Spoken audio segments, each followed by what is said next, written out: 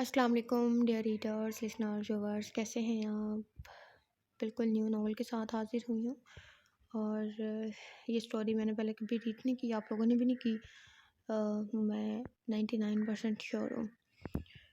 اور دیکھیں اسٹوری کیسی ہے، میری سسٹر بتا رہی تھی، اس نے ریڈ کیا تو وہ کہہ رہی تھی اچھی ہے، باقی مجھے پتہ نہیں ہے کیسی ہے۔ تو ہم آپ لوگوں کے ساتھ ناول ریڈ کرتے ہیں۔ بسم اللہ الرحمن الرحیم۔ ناول کا نام ہے، یہ مکمل ناول ہے اور ایک شارٹ سٹوری ہے، تو زیادہ ٹائم نہیں جائے گا آپ کا، امید ہے۔ ویسے شارٹ سٹوری اور اچھی مل جائے نا، یہ غنیمت ہوتی ہے۔ دیکھو اب کیا ہے، آرزو کی راہوں میں ناول کا نام ہے، اور اسے تحریر کیا ہے عظمیٰ صدیقی نے۔ چلے پڑھتے ہیں۔ وادی ہجر میں رکھا گیا ہے، آؤ ہم ترک سکونت کر لیں، تلخیاں بھول کے سب از سیر نوں، آؤ پھر ملنے کی نیت کر لیں۔ وہ روز اسے دیکھتا تھا اور روز ہی یہ سوچنے پر مجبور ہو جاتا تھا کہ آخر اس میں ایسی کیا بات ہے جو وہ رک رک جاتا ہے اور دل اپنی رفتار بھول جاتا ہے۔ وہ کوئی آوارہ ٹائپ لڑکا نہیں تھا جو ایک لڑکی کو دیکھ کر بہک جاتا، بلکہ بہت مضبوط کردار کا اصول پسند انسان تھا۔ ہر جگہ اس کا ایک نام تھا اور ایک معتبر مقام تھا۔ وہ پورے کالج میں لڑکیوں کا آئیڈیل، لڑکوں کا رہنما اور ٹیچرز کا سب سے قابل اسٹوڈنٹ تھا۔ اس نے کبھی کسی لڑکی کی طرف غلط نظروں سے نہیں دیکھا تھا۔ یہ نہیں تھا کہ وہ خود کو کچھ سمجھتا تھا، بلکہ وہ عورت کا بہت احترام کرتا تھا، مگر جس آن سے اس نے اسے دیکھا تھا وہ ڈسٹرب ہو کے رہ گیا تھا۔ سارے اصول، سارے قاعدے دھرے کے دھرے رہ گئے۔ وہ اس کے دل کو بری طرح بھاگی تھی۔ اپنے آپ میں مگن سی کبھی بات کرتی تو لگتا کہ لہجوں کا وقار اور لفظوں کا اصل مفہوم بس اس کی زبان پہ ختم ہو گیا ہے۔ وہ کوئی بہت حسین نہیں تھی، یہ بظاہر بہت عام سی تھی۔ کھلتے ہوئے گندمی رنگ کھلتا ہوا تھی، اور تیکھے نقوش کی دھان پان سی لڑکی تھی، مگر پھر بھی اسے ڈسٹرب کرتی تھی، مگر کیسے؟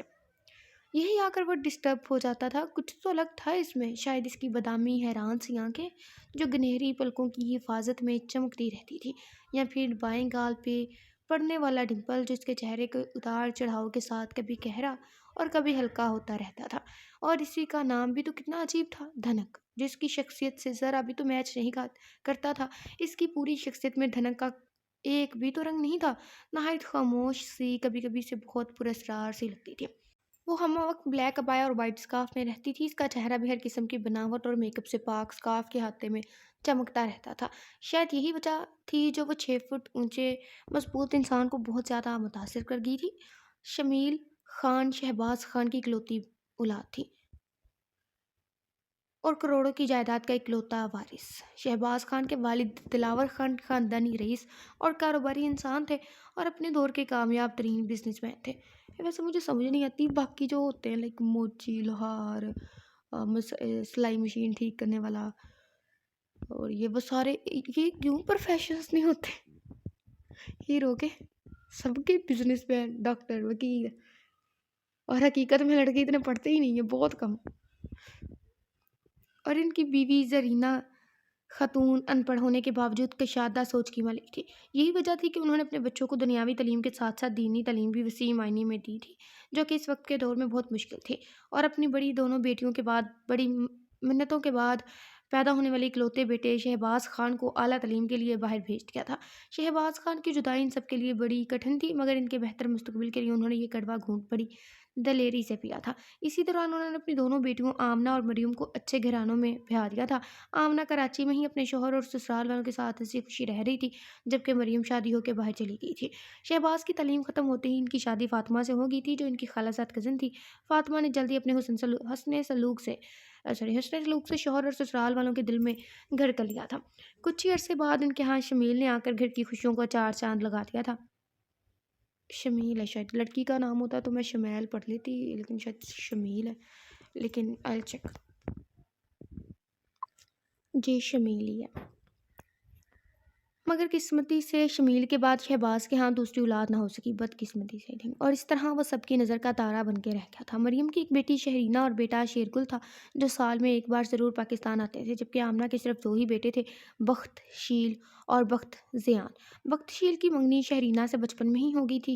شمیل ان سب سے چھوٹا تھا، مگر نہایت سمجھدار اور خاموش طبع انسان تھا۔ فالتو کسی سے بولتا نہیں تھا، مگر کبھی جو اڑ جاتا تو اس کی بات پتھر کی لکیر ہوتی تھی۔ دھنک کے معاملے میں بھی وہ طے کر چکا تھا کہ کچھ ہو جائے اسے حاصل کر کے ہی رہے گا، کیونکہ وہ اس کے دل کی پہلی تمنا اور دل کی مکین تھی، اور وہ اپنے دل کے مکین کو کسی صورت بدلنے کو تیار نہ تھا۔ میری سب ضرورتوں کی جھیل میں تیری ذات ہی ایک پھول بھی، گلاب تھی ایک شباب تھی، میری خواہشوں کی امید تھی۔ میں نے دان کی سبھی حسرتیں، میری حسرتوں کا حساب دو۔ یہ ہجر نہیں عذاب ہے جو جنم جنم پہ محیط ہے، یہ سفر میں تلاش ہے، میری الفتوں کو بھلا دیا۔ میری نفرتوں کا حساب ہے، میرے رت جگہوں کی وجہ ہو تم۔ میرے رت جگہوں کا حساب دو، میری چاہتوں کی چاندنی بنا چاند کے اداس ہے، میری بات کو نہ یوں تول دو۔ میری چاہتوں کا جواب دو، میں نے زندگی تیاگ دی، میری زندگی کا حساب دو۔ رہبان دورانی کس بات کی سزا دے رہے ہو مجھے؟ کیا قصور تھا میرا؟ صرف یہی نہ کہ اپنی عزت کا پاسداری کی اور اپنی جائز حق کو استعمال کیا، پھر اس جواب میں تم نے میری پوری زندگی عذاب بنا دی۔ تمہیں مجھ سے عشق کا دعویٰ تھا، پھر یہ ستم کیوں؟ ہر روز کی طرح آج کی رات بھی اس کے لیے ایک نہ ختم ہونے والی عذاب تھی، مگر وہ اس کو بھی غنیمت جانتی تھی، کیونکہ یہ رات کا اندھیرا ہی اس کا ہمدرد اور دوست تھا۔ خاموشی سے اس کے شکووں اور سسکیوں کو اپنے دامن میں چھپا کر لے جاتا تھا۔ وہ بظاہر ایک شادی شدہ تھی، مگر حقیقتاً یہ شادی ایک دھوکہ، ایک بدلہ تھی۔ آج بھی وہ دن اچھی طرح سے یاد تھا جس دن اس کی بربادی کا آغاز ہوا تھا۔ دھنک جلدی چلو، لٹکے والی مہندی لے آتے ہی ہوں گے۔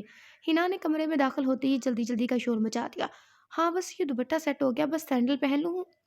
اور دھنک نے آئینے پہ اپنے سراپا پر آخری تنقیدی نظر ڈالی اور جلدی جلدی سینڈل پہننے لگی۔ تم پچھلے 1 گھنٹے سے ہی جواب دے رہی ہو، پر مہارانی تمہاری تیاری ہے کہ ختم ہونے میں نہیں آ رہی۔ ہنا اس کے جواب پر چلی تو گئی، جبکہ دھنک اس کی جھنجھلاہٹ پر کھلکھلا کر ہنس پڑی۔ آنے دو رہبان بھائی کو، دیکھنا آج تو میں تمہارا اور ان کا سامنا کروا کے ہی رہوں گی۔ بہت ہو گیا یہ چوہے بلی کا کھیل، بیچارے منگیتر کا عہدہ سنبھال کر بھی تمہاری صورت دیکھنے کو تڑپ رہے ہیں، پر اس بار تو میں ان کا ساتھ دے کر رہوں گی۔ بہت کر لیا تمہارا خیال۔ ہنا کے منہ پر ہاتھ پھیر کر دھمکی دینے پر وہ کھلکھلا کر ہنستی چلی گئی، جبکہ ہنا بیچاری غصے سے مزید تپ کر کوئلہ ہوئی، مگر دھنک کو ذرا پرواہ نہیں تھی۔ ہاں تو میں نے کہا تھا ان مصروف سے کہ ایک لڑکی کی تصویر دیکھ کے اس سے عشق کر بیٹھے، دھنک نے تلملا کر جواب دیا۔ بس صرف عشق ہی نہیں کرتے بلکہ تم سے باقاعدہ منگنی بھی کی ہے اور جلدی شادی بھی ہونے والی ہے، تو ان کو اپنی ایک جھلک دکھا دو۔ ہنا نے آئینے میں اس کے دلکش سراپے کو دیکھتے ہوئے دل ہی دل میں نظر اتار کر کہا، یار تم تو جانتی ہو میری سوچ کو اور مجھے بھی کہ میں منگنی وغیرہ کو کچھ نہیں سمجھتی۔ یہ رشتہ صرف دنیاوی دکھاوا ہے تو ہم ایک دوسرے کے لیے غیر محرم ہی ہیں، اور ایک غیر محرم سے ملنا یا اس کی دلجوئی کرنا سراسر غلط ہے۔ اس نے سنجیدہ ہوتے ہوئے جواب دیا، واقعی میں نے کسی کے ناول میں پڑھا تھا کہ یہ منگنی جو ہوتی ہے نا وہ ایسا تیر ہے، زہر کا ایسا تیر ہے کہ لوگ اسے نا شہد میں ڈبو دیتے ہیں، لیکن رہتا تو وہ زہریلا ہی ہے نا۔ یہ رشتہ ہے، یہ تو مانتی ہوں نا، اور پھر یہ تمہارے بڑوں نے طے کیا ہے، پھر کیا مسئلہ ہے؟ کیا ان کے فیصلے کی تمہارے نزدیک کوئی اہمیت نہیں ہے؟ ہنا نے ہر بات کی طرح ایک بار پھر سے اسے قائل کرنا چاہا۔ ان کے فیصلوں کی ہی تو اہمیت ہے جو میں نے بنا جانے اندیکھے رہبان کے لیے ہاں کر دی، اور ایک منگیتر کی حیثیت سے ان کے حوالے سے کیے کہ تم لوگوں کے مذاق کا برا نہیں مانتی بلکہ تم سب کی خوشی میں شامل ہو جاتی ہوں، اور رہبان کی میرے دل میں بہت عزت بھی ہے، مگر میں اس سے زیادہ اور کچھ نہیں کر سکتی اس وقت تک جب تک وہ میرے محرم نہیں بن جاتے۔ دھنک نے ہر بار کی طرح اس بار بھی اسے لاجواب کر دیا اور آئینے میں آخری بار اپنے سراپے پر نظر ڈالی کہ باہر کی جانب قدم بڑھا دیے، جس بات کا اعلان تھا کہ اب اس ٹاپک پر کوئی بات نہیں ہوگی۔ مجبوراً ہنا کو بھی اس کی پیروی کرنی پڑی اور جلدی جلدی کمرہ بند کر کے اس کے ساتھ ہی باہر لون میں آ گئی، جہاں تمام انتظامات تقریباً مکمل ہو چکے تھے۔ تقریباً 9:15 کے قریب لڑکے والے مہندی لے کر آئے تھے اور آتے ہی گانے شروع کر دیے تھے۔ کچھ دیر کے بعد رسموں کا سلسلہ چلا اور پھر کھانے کے بعد تمام مہمان ایک ایک کر کے رخصت ہونا شروع ہو گئے تھے۔ دھنک اپنی عزیز جان دوست اور تایازاد کزن حوریہ کو پیلے جوڑے میں دیکھ کر اس کی جدائی کے خیال سے روئے جا رہی تھی۔ ہنا اور باقی تمام کزنس بھی ایک دوسرے کو ابتن لگاتے افسردہ ہو گئی تھی۔ دھنک یہ کیا بچپنا ہے، کیوں اپنے ساتھ ساتھ اس بچی کو بھی ہلکان کر رہی ہو؟ ایک تو یہ ویسے ہی رسموں سے تھک گئی ہوگی، تم اور اسے رلا رہی ہو۔ چلو اٹھو، شاباش، جلدی سے منہ دھو اور اسے بھی آرام کرنے دو۔ دھنک کی امی نے اپنے آنسو چھپا کر ان سب کو اٹھنے کا اشارہ کیا۔ جی امی، میں تھوڑی دیر میں آتی ہوں، آپ چلیں۔ دھنک نے جلدی جلدی چہرہ صاف کرتے ہوئے زبردستی چہرے پر مسکراہٹ سجائی، مگر امی کے چاہتے ایک بار پھر سے آنکھیں بھر بھر آئی۔ دھنک چپ ہو جاؤ، کیوں اپنا دل چھوٹا کر رہی ہو؟ میں کوئی اتنی دور نہیں جا رہی، 10 منٹ کا راستہ ہے، جب دل چاہے آ جانا ملنے۔ حوریہ نے اس کا ہاتھ پکڑتے ہوئے اسے دلاسا دیا، حالانکہ اس وقت اسے خود کو سہارے اور دلاسے کی ضرورت تھی، مگر الٹا سب کو وہ چپ کروا رہی تھی۔ ایسا بھی کبھی ہو ہی جاتا ہے۔ اف، یہ تم دونوں تو بس ہم سب کو بھی رلانے پر تلی ہو، چلو یہ رونا دھونا بند کرو۔ ہنا نے دھنو کو ایک ہاتھ سے پکڑ کر کھڑا کرتے ہوئے ماحول کی کثافت کو دور کرنا چاہا اور ساتھ ہی مٹھی میں بند اپٹن اس کے چہرے پر مل کر دور کھڑی ہوگی۔ ہنا کی بچی، میرے ساتھ دھوکا، اب دیکھنا میں کیا کرتی ہوں۔ اسے خود بھی احساس ہوا سب کا تو آنسو صاف کر کے بدلہ لینے کی कोकड़े तेवरों से हिना की तरफ बढ़ी, मगर ऐन दरवाजे के वस्त में रहबान दुरानी को खड़ा देख के जहाँ थी वहीं थमकी। उपटन से भरा हाथ हवा में ही रह गया और दुपट्टा लटक कर जमीन को चूम रहा था। तुम्हारी तस्वीर देखकर मैं अपना चैन खो चुका हूँ। अब यूं बन सवर के मुजस्मा बनी रहोगी मेरे सामने तो शायद मैं अपनी जिंदगी ही खो दूंगा। रहबान आहिस्ता आहिस्ता चलता हुआ इसके सामने आ रुका और इसकी पूरी खुली आंखों में झांक कर देखा तो इसे होश आया। आप यहाँ? धनक ने जल्दी से दुपट्टा दुरुस्त किया और नजरें नीची करके 2 कदम पीछे हटी। इस तरह की हिना की ओट में हो गई, जबकि बाकी सबको एकदम इसे सामने देखकर सांप सूंघ गया था। हाँ, एक कसम तुमने खाई थी मुझे अपना दीदार न कराने की, और एक कसम मैंने खाई थी तुम्हें अपने रूबरू देखने की। रहबान दुरानी ने तमाच से इसकी आंखों में देखते हुए इसे बाजू से पकड़कर हिना की ऊँट से निकाला तो धनक इसकी इस कदर जरूरत पर हैरत से झटका खाकर मजीद पीछे हो गई और सबके सामने इसकी इस दीदा दलेरी पर चेहरा सुर्ख अंगारा हो गया और हाथ गुस्से की शिद्दत से कपकपा रहे थे। रहबान इसके एकदम रंग बदलने पर होंठ भींच कर रह गया। फिर कुछ कहने के लिए मुंह खोला ही था कि वो भागकर तेजी से बाहर की जाने बढ़ी, मगर रहबान के सामने आने पर एकदम से कदम रोकने पड़े। मैं क्या समझूं तुम्हारे रवैये को, तुम्हारी शर्म या नापसंदगी? रहबान ने माथे पर बल डालते हुए संजीदगी से सवाल किया। मैं आपके किसी सवाल की जवाबदेह नहीं हूँ। धनक ने होंठ कुचलते हुए जवाब दिया। तुम मेरे हर सवाल की जवाब दो। तुम्हारा मेरा एक रिश्ता बन चुका है और इसकी बुनियाद पर मैं पिछले 1 साल से तुमसे मिलने की एक बार बात करने की दरख्वास्त कर रहा हूँ, मगर जिस रिश्ते की आप बात करें इसकी कोई हकीकत नहीं है। आप मेरे लिए इस वक्त एक गैर महरम है जिससे मैं एक महरम की हैसियत से नहीं मिल सकती और ना ही इस रिश्ते को बुनियाद बनाकर आपके साथ कोई बात कर सकती हूँ। धनक ने गुस्से से घूमते हुए दरमियान में इसकी बात काटी। तुम कहना क्या चाहती हो? इसने समझकर भी नासमझी का तासुर दिया। यही कि शादी से पहले मैं आपसे नहीं मिल सकती और इस किस्म की मुलाकातों का तो तसव्वुर ही नहीं है। धनक ने भी आज दो टोक बात करने की ठान ली थी। किस किस्म की मुलाकातें? बोलो, क्या कहा है मैंने? रहबान ने भी गुस्से से इसे कंधों से पकड़कर झंझोड़ा, मगर इससे पहले कि वो मुंह से कुछ कहती बिल्कुल गैर इरादा तौर पर इसका हाथ उठा रहबान के चेहरे पर निशान छोड़ गया। इत्थे रख। चटाक हो गई। खबरदार मुझे हाथ लगाया। रहबान के साथ कमरे में मौजूद तमाम नफूस हैरतज़दा रह गए। वो सब खामोशी से इनकी बातें सुन रहे थे, मगर बात इस कदर बढ़ेगी किसी के वहम गुमान में भी नहीं था। रहबान ने सुरख अंगारा आंखों से इसकी तरफ देखा और मुठियां बीच कर एकदम से चला और बाहर निकलता चला गया। इससे पहले कि किसी को होश आता वो जा चुका था। धनक, ये तुमने क्या किया? रहबान भाई पर हाथ उठाया? ये सोचे बगैर कि 2 महीने के बाद तुम्हारी इनसे शादी है और वो आज हमारे बुलाने पर आए थे, मगर तुमने इनकी इतनी बेइज्जती की। बहुत अफसोस हुआ है आज मुझे ये देख के कि तुम एक मोहब्बत करने वाले इंसान को इस कदर जलील कर सकती हो। हिना ने तासुब से इसे देखते हुए कहा, मगर वो किसी भी सवाल का जवाब दिए बगैर कमरे से निकलती चली गई।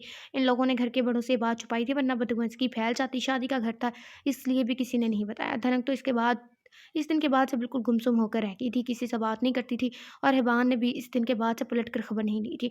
वो इतनी बेइज्जती के बाद खबर लेता भी क्यों? धनक अपनी जगह चाहे लाख मजबूत सही, लेकिन एक डर इसके दिल में घर कर गया था कि अब क्या होगा। वह लाख अपने आप को बहलाती, मगर दिलो दिमाग उलझ कर रह गए थे। कभी कभी तो दिल चाहता कि शादी से इनकार कर दे, फिर बदनामी के ख्याल से खामोश हो जाती थी। इन्हीं सोचों में 2 महीने कैसे गुजरे पता ही नहीं चला और वह धुलन बनकर रहबान के घर आ गई थी। इत्थे शादी के दिन ही इसने जिस अंदाज से इसने इसका स्वागत किया था, वो काम के रह गई थी। धनक बेगम, तुमने जो कुछ मेरे साथ किया है मैं इसे कभी नहीं भूलूंगा। सिर्फ एक मुलाकात का हिसाब तुम्हें मुझे हर मुलाकात पर देना होगा। और अब तुम्हें देखना मैं और अब तुम्हें देखना तो बहुत दूर की बात है, मैं तुम पर निगाह गलत डालना भी जरूरी नहीं समझता। तुमने मेरी मोहब्बत का जवाब जिस नफरत से दिया है वो तो कुछ भी नहीं। मैं बताऊंगा तुम्हें कि नफरत क्या होती है और बेइज्जती किसे कहते हैं। रहबान ने कमरे में आते ही तमाम हार नोच कर फेंकते हुए इससे आने वाले कल के बारे में आगाह किया और कमरे से मुल्हक स्टडी रूम में जाकर बंद हो गया। वो जो ये सोच कर आई थी कि इसे मना लेगी, जितनी मोहब्बत वो इससे करता है इससे कहीं ज़्यादा इसे देगी और पिछली तमाम बातों को क्लियर करेगी, मगर अब पहले दिन ही इतनी तस्लील के बाद इसका दिल बैठता चला गया। शादी के हंगामे ठंडे हुए तो ज़िंदगी अपने मामूल पर आ गई, मगर रहबान इससे मज़ीद दूर होता गया। शुरू में तो फिर भी इसके सामने बात कर लेता था, सबके सामने सॉरी, मगर अब जैसे जैसे दिन गुजरते जा रहे थे वैसे वैसे वो अपनी कही हुई तमाम बातों को सच करता जा रहा था। मर्द की है ना ऊँची होती है। मर्द की है ना की दीवारें इतनी ऊँची होती हैं ना कि उनमें सूरज की किरणें भी नहीं पहुँच पाती। वो इसे शादी के बाद बिल्कुल भूल गया था। इसने अपनी एक रूटीन बनाई थी, सुबह ऑफ़िस जाता और शाम को आकर कुछ देर सबके साथ बैठता, फिर कमरे में आकर कमरे से मुल्हक स्टडी रूम में बंद हो जाता और इस रूटीन में कहीं भी धनक का नाम नहीं था। वो कहाँ है, कैसी है, इसे कोई सरोकार नहीं था इससे। धनक ने कई बार इसे मुखातिब करने की कोशिश की, मगर जवाब में वो जिन नज़रों से देखता था वो अपनी जगह चुप होकर रह जाती थी। वो इसका हर काम अपने हाथ से करती थी, सुबह जल्दी उठकर इसके लिए नाश्ता बनाती और इसके कपड़े जूते वगैरह पहले से ही तैयार करके रख देती थी और शाम को इसके आने से पहले तमाम काम निपटा कर नहा धोकर तैयार हो जाती थी, मगर रहबान आते ही अपने आप में लग जाता था। इसे हम कलाम होना तक पसंद तक नापसंद करता था। वो अक्सर पूरी रात जाकर गुजारती और कि किसी तरह रहमान की नाराज़गी ख़त्म हो जाए और इसका घर हमेशा आबाद और कायम हो जाए। इसने 2-3 बार रहमान की गैर मौजूदगी में स्टडी रूम की सेटिंग बदल दी थी ताकि वो बदला हुआ कमरा देखकर इससे लड़े, इससे बात करे, मगर सब बेसुध साबित होता। आज भी वो इसकी गैर मौजूदगी में टेबल की सेटिंग बदल रही थी कि आहट पर पलटी। रहमान हाथ में ब्रीफकेस थामे कड़े तेवरों से घूर रहा था। ये क्या हो रहा है? और मेरी इजाज़त के बगैर मेरे कमरे में आकर सेटिंग बदलने की हिम्मत कैसी हुई तुम्हारी? वो आज खिलाफ़ी तवक्का इसे जल्दी देखकर वैसे ही घबरा गई थी और अब इसे गुस्से में देखकर रही से हवास भी जवाब दे रहे थे। जी, वो मैंने सोचा सेटिंग बदल कर सफाई कर दूँ। तुम्हारी सोच क्या है और क्या नहीं? तुम क्या चाहती हो, इससे मुझे कोई सरोकार नहीं है और अपनी हद में रहा करो। आइंदा मेरी ज़िंदगी में दखल अंदाज़ी करने की कोशिश मत करना, समझी? अच्छा तो फिर मुझे आज बता ही दे कि मुझे शादी करके लाने का मकसद क्या है? कि सिर्फ़ अपनी अना की तस्कीन के लिए मुझसे शादी की है? वो भी डस्टर एक तरफ रख कर इसकी आंखों में आंखें डालकर खड़ी होगी ताकि आज फैसला हो ही जाए। हाँ हाँ, वो इसकी बात पर हंसता ही चला गया। इतनी समझदार हो कि तमाम सवालों के जो जवाब भी खुद ही दे दिए तुमने, तो फिर अब यहाँ क्या कर रही हो? इसने तन से हंसते हुए एक तरफ होकर इससे बाहर जाने का रास्ता दिखाया। रहमान किसी कदर साफ जवाब पर वो एक टुक से इसे देखती गई, आंखें पानियों से भर गई, सारा गुस्सा सारा गुरूर झाग की तरह बैठ गया। एक मासूम सी उम्मीद थी आज भी वो जाती रही थी। मैंने जो भी किया इस दिन गैर इरादी तौर पर किया। आप पर हाथ उठाने का या आपकी बेइज्जत करने का मेरा कोई इरादा नहीं था। और रही बात मिलने की, तो इस वक्त मैं हक बजानब थी, मगर फिर भी आपसे हाथ जोड़कर माफ़ी मांग रही हूँ। प्लीज़ मुझे माफ़ कर दें। अच्छी शादीशुदा ज़िंदगी को एक ज़रा सी बात की नज़र मत करें। वो दोनों हाथ जोड़कर इसके कदमों में बैठ गई और फूट-फूट कर रोती। रहमान पर इसकी बात का उल्टी असर हुआ और वो हत्थे से उखड़ गया। ब्रीफकेस एक तरफ फेंक कर इसे दोनों कंधों से थाम कर अपने मुकाबले किया। और ज़रा-सी बात थी, वो ज़रा-सी बात नहीं थी। इतने लोगों के दरमियान तुमने मेरे मुँह पर तमाचा मारा था। ये तस्वीर किसी और के आगे बहाना, मुझ पर नहीं। अदाकारियों का तुम्हारी अदाकारियों का कोई असर नहीं होगा। बहुत देखिए तुम जैसे ड्रामेबाज़ लड़कियाँ। वो बनचक्का रह गई थी। क्या ये ड्रामा लग रहा है आपको? मैं आपके पाँव पकड़ कर माफ़ी माँग रही हूँ और आप कहते हैं ड्रामा है। वो तरीका बता दें जिसमें आपको हकीकत नज़र आए और आपका दिल भी साफ़ हो जाए। दनक ने एक बार फिर मसलहत का दामन थाम कर बात बतानी चाहिए। आइंदा मुझे अपनी मनहूस सूरत मत दिखाना। इसने एक जुमले में ही सारी बात खत्म कर दी। रहमान की बात पर धनक के उसान जवाब ही तो देंगे। इसने एक झटके से कंधों से इसके हाथ हटाए। कल तक आपको मुझसे इश्क का दावा था और आज मेरी सूरत भी आपके लिए मनहूस है। क्यों? इसलिए कि आपसे मिली नहीं थी मैं। आपसे बात करने से इनकार कर दिया तो इसका बदला यूँ ले रहे हैं। बीवी बनाकर इतनी इज़्ज़त देने की ज़रूरत ही क्या थी? दनक हाथों के पिछले से आंसू साफ़ किए और इससे 2 कदम पीछे हो गई थी। बहुत खुशी होती आपको अगर मैं आपके साथ घूमती, आपकी मोहब्बत भरी बातों का जवाब और ज़्यादा मोहब्बत से देती। हाँ, कल तक तो सब ठीक होता, मैं आज खुश हूँ, खुश हुई। और अगर आपसे खुदा ना ख़ास्ता रिश्ता टूट जाता, कोई और बात हो जाती, तो सबसे पहले आप ही ने बदचलन, आवारा, बेगैरत और न जाने किन-किन अल्फ़ाज़ से पुकारते। आप मर्द किसी भी लड़की से मोहब्बत करके इसे हासिल भी कर सकते हैं और ज़रा-सी बात पर इसे छोड़ भी सकते हैं। लेकिन अगर कोई लड़की आपसे मोहब्बत करती और आपका साथ माँगती, तो आपकी नज़र में इसकी कोई अहमियत होती? इसे अपनाते आप? यही कहते ना कि जो हमसे खुलकर इज़हार मोहब्बत कर सकती है, वो किसी से भी कर सकती है। आप लोग 10 बार में मोहब्बत करें तो बड़े फ़ख्र से बताते हैं, मगर कोई लड़की एक बार भी दिल लगा बैठे तो सारी ज़िंदगी ताने सुनती है, क्योंकि इसे मोहब्बत करने का कोई हक नहीं है। इसके सीने में तो दिल ही नहीं है। क्यों? ठीक कहा ना मैंने? दनक ने तंज़ करते हुए इससे तस्दीक कराई। रहमान एकटुकी से देखे जा रहा था, जिसकी शक्ल जज़्बात की शिद्दत से सुरख़ अंगारा हो रही थी। आप भी यही चाहते थे कि सारी दुनिया मुझ पर उँगली उठाए और मैं बेहया कहलाऊँ और एक गैर महरम से खुलेआम में ये कह के मिलूँ, ये कह कर के ये मेरा मंगेतर है। और फिर जब सब कुछ ही शादी से पहले अयां हो जाता, हम एक-दूसरे के मिज़ाजों के तमाम रंगों से पहले ही वाकिफ़ हो जाते और दिल अपने तमाम नाज़ुक से जज़्बात पहले ही लुटा देता, तो बात के लिए क्या बचता हमारे पास? औरत का दूसरा नाम हया है और अगर औरत के पास हया का ज़ेवर ही ना हो, तो बाकी क्या रह जाता है? इसमें बिना खुशबू का एक फूल क्या, यही थी आपकी डिमांड? मुलाकात चाहे किसी भी किस्म की हो, मगर वो एक गलत फ़ेल ही होता है। रहमान के पास इसके किसी सवाल का कोई जवाब नहीं था, मगर वो मरता था अपनी हार कैसे मानता। बहुत अच्छी तकरीर कर लेती हो, तुम्हें तो दाद देने को दिल चाहता है।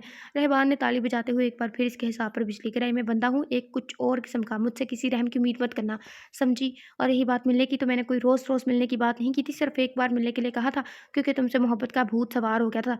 पर तुमने मेरी मोहब्बत का जवाब नफ़रत से देकर अपनी बर्बादी को दावत दी है।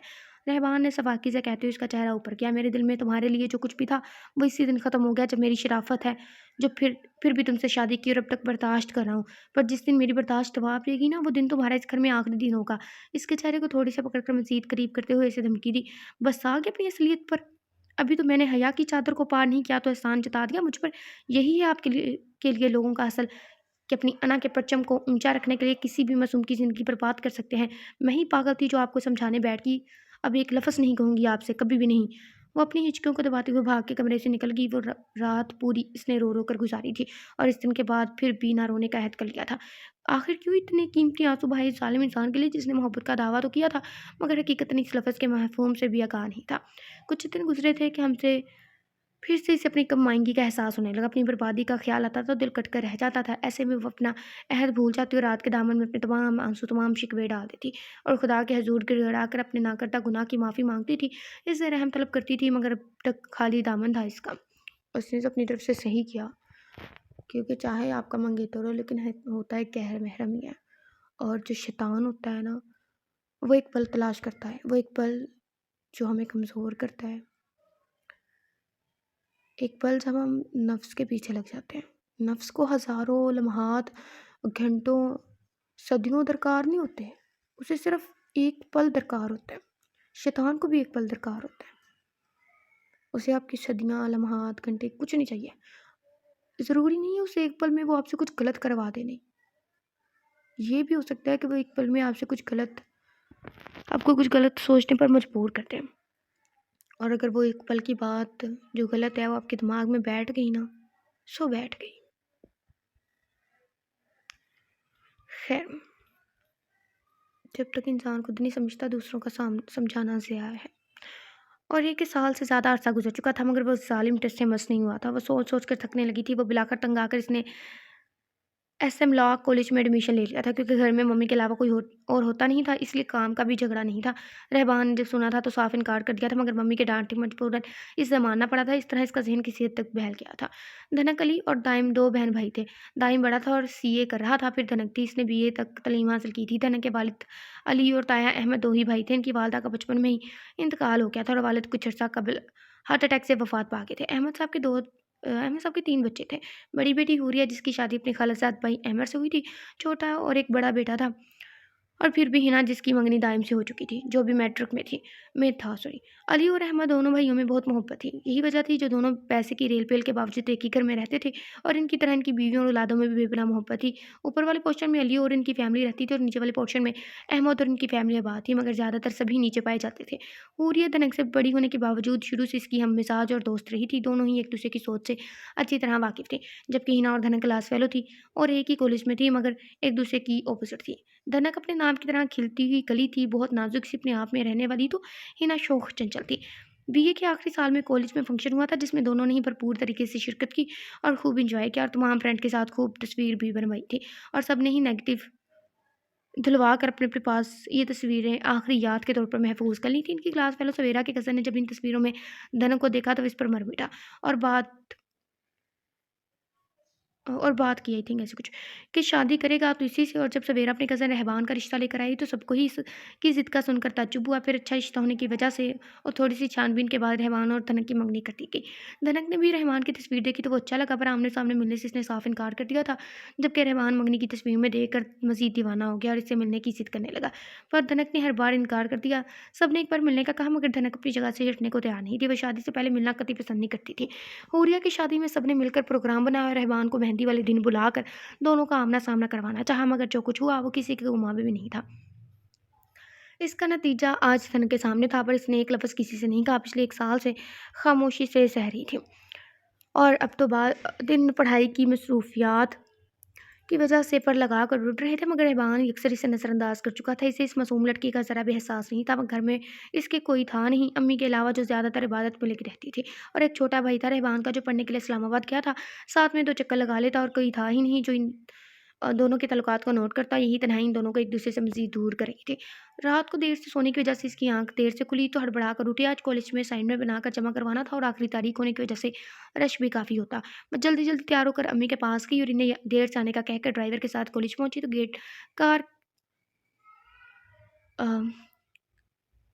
کار آ کے گیٹ پہ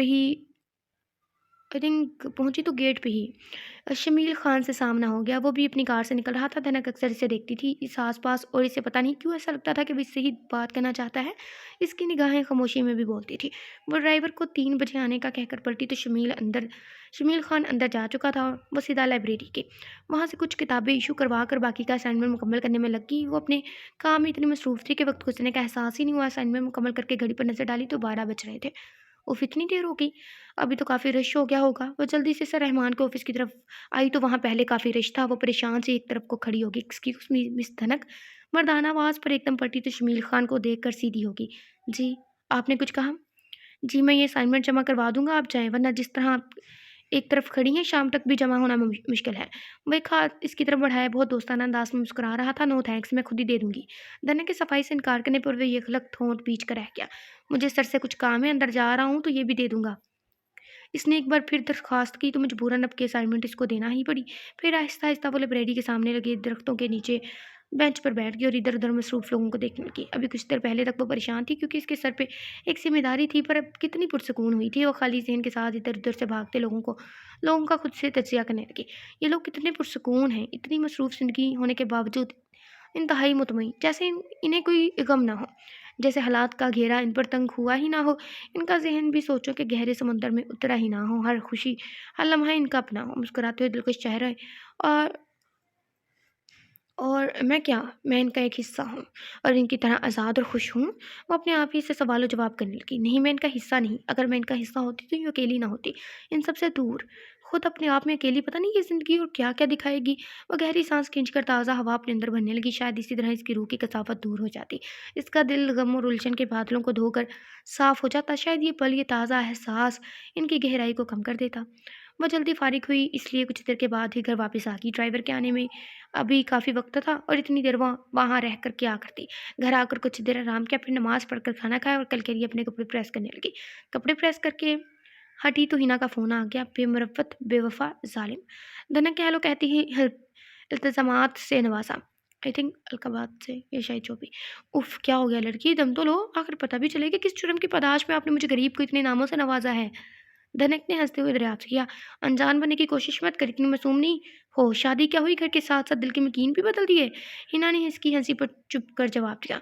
हम लगता है आज बादल गरज चमक के साथ बरसेंगे। मैं पहले ही बता दूँ कि मैं नन्ही सी जान इतना जिगर नहीं रखती कि इतनी गरज किताब ला सकूँ। धनक ने बात को हँसी में उड़ाना चाहा, मगर मुखालिफ़ी बड़ी ढीठ थी। जनाब, ये डायलॉग अपने कुछ छोटे मियाँ को मारना कि जिसे सुनकर वो फिर से तुम पर मरमिटे। मैं चिकना घड़ा हूँ इस मामले में। हिना ने भी भरपूर खफगी का इज़हार करते हुए बदला उतारा, इसके मियाँ को मियाऊँ कहकर, मगर रहबान के नाम पर चुप होकर रह गई। कुछ पल पहले की सारी खुशगवारी एक कसक में बदल गई। इसको क्या बताती कि शादी से पहले के रहबान में और आज के रहबान में ज़मीन आसमान का फ़र्क है। तुम बताओ, अपनी के कब ज़रदा बिरयानी खिला रही ताकि मैं भी तुम्हारे सरताज को मियाऊँ का दर्जा दूँ? धनक ने बात को हँसी में टाला, वरना इसको टालना बहुत मुश्किल था। मैं क्या बताऊँ, तुम ही कुछ करो। ईमान से धनक है। धनक, मैं तो ये दाइम की मोहब्बत को तरस गई हूँ। मजाल है जो उन्होंने कभी 2 बोल भी मोहब्बत के कहे हों, बल्कि देखकर यूँ जान बन जाते हैं जैसे मैं इनकी मंगेतर नहीं, सास हूँ। मुझे तो लगता है मुझे ही किसी दिन इनकी राह रोक कर इज़हार मोहब्बत करना पड़ेगा। इसकी बात पर धनक बेसाख्ता कहका लगाने लगी और दिल ही दिल में शुक्र अदा किया कि वो बात का रुख बदल गई। इस वक़्त तो मैं कुछ नहीं कर सकती, लेकिन वादा रहा कि इस बार आऊँगी तो ज़रूर भाई से बात करूँगी। धनक ने बामुश्किल हँसी रोक कर जवाब दिया। तुम आओ तो तब ना, तुम तो अपने इनको प्यारी हो गई हो। मेरा कोई ख़्याल ही नहीं कि एक जवान जहाँ लड़की कंवारी बैठी हो और जो तुम्हारी दोस्त हुआ करती थी। इसकी बेज़ारगी पर वो मुस्कुरा कर रह गई। वो अपने वादे को कल पर पूरा करने का एक और वादा करना पड़ा, और वरना वो फिर से नाराज़ हो जाती और इसे मनाना एक बड़ा मसला था। इसलिए जल्दी-जल्दी सबका पूछ कर फ़ोन रख दिया, क्योंकि एक खौफ़ भी था कि अगर इसने रहबान के मुताल्लिक़ कुछ पूछा तो क्या कहूँगी, और यही आकर वो अपनों से कतराई थी। अपनों के सामने ही तो सब राज़ खुलने का डर था। अपने हर बात चेहरे से जो पढ़ लेते हैं, हर तकलीफ़, हर खूबी इन पर अयां हो जाती है, और वो नहीं चाहती थी कि इसकी वजह से किसी अपने को कोई तकलीफ़ पहुँचे या कोई इसे हमदर्दी करे। इसे अपनी और अपने बड़ों की इज़्ज़त का ही तो बहुत ख़्याल था, जब इस ज़ुल्म को बर्दाश्त कर रही थी। धनक से बात करके वो मुस्कुराती हुई फ़ोन रखकर पलटी तो टाइम को देखकर अपनी जगह पत्थर की हुई। वो दरवाज़े में खड़ा इस्तेदा कड़े तेवरों से इसे घूर रहा था, जिससे अंदाज़ा हो रहा था कि वो तमाम बातें सुन चुका है। कुछ देर तक इसके झुके सर को देखता रहा, जो इसे देखकर ऊपर उठना भूल गया था। फिर आहिस्ता-आहिस्ता चलता हुआ इसके मुकाबले आकर दोनों हाथ सीने पर बाँध कर खड़ा हो गया। बहुत शौक है मुझसे इज़हारे मोहब्बत सुनने का और मेरी मोहब्बत भरी नज़रों से देखने का। बहन के सवाल पर वो कँपकँपा कर रह गई, बेचारी गई। आवाज़ कहीं अंदर ही दब गई। कहाँ गवां था कि वो सब सुन लेगा। कुछ पूछ रहा हूँ मैं, जवाब क्यों नहीं देती? इसकी खामोशी पर शहादत की उंगली से इसका चेहरा ऊपर किया, मगर इसकी लड़ती हुई पलकों में अटके आंसू को देख खामोश हो गया। फिर आहिस्ता से इसकी पलकों से आंसू अपनी उंगली की पोरों पर लेकर देखने लगा। वो हनूज ज़मीन को घूर रही थी। तुम क्या हो, मेरे लिए ये सुनने की हिम्मत है?